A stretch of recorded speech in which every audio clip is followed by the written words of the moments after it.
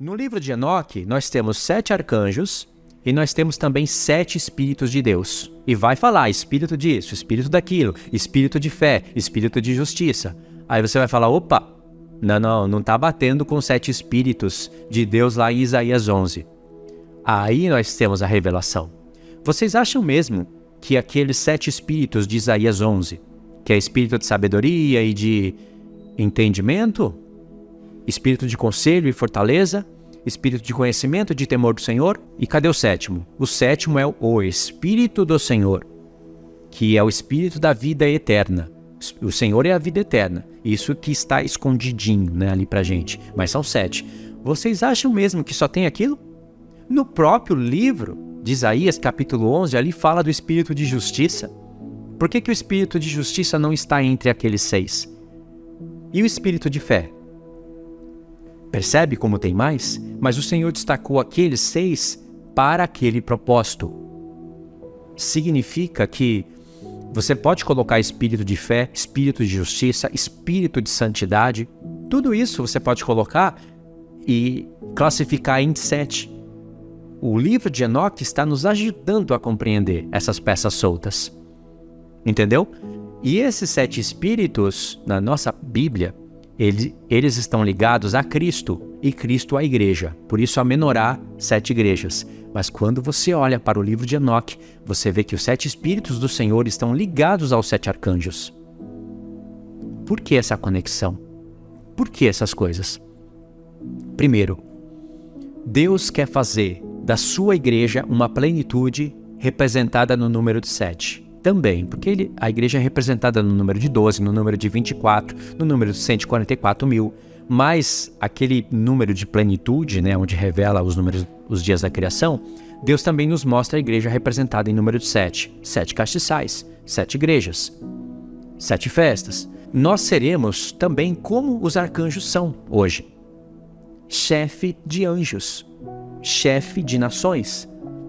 A mesma funcionalidade que os arcanjos têm, nós teremos quando chegar a nossa vez de reinar. Isso é muito profundo, irmãos.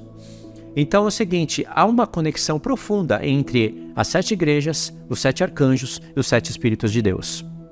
Esse é o acréscimo que nós recebemos pelo livro de Enoque. Um dos vários acréscimos. Por isso que a menorá, ela é uma peça de ouro puro. Parou para pensar nisso? Quando o Senhor quer falar de algo humano, ele mostra a madeira revestida de ouro para falar da parte da glorificação.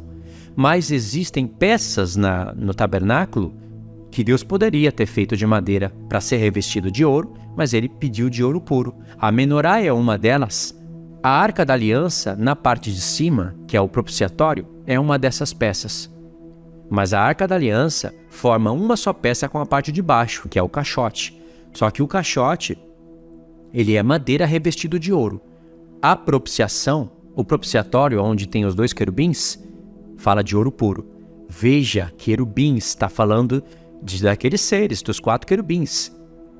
Eu sei que na Arca da Aliança tem só 2, mas a palavra vai evoluindo. Depois, lá no Templo de Salomão, você vai ter 4 querubins.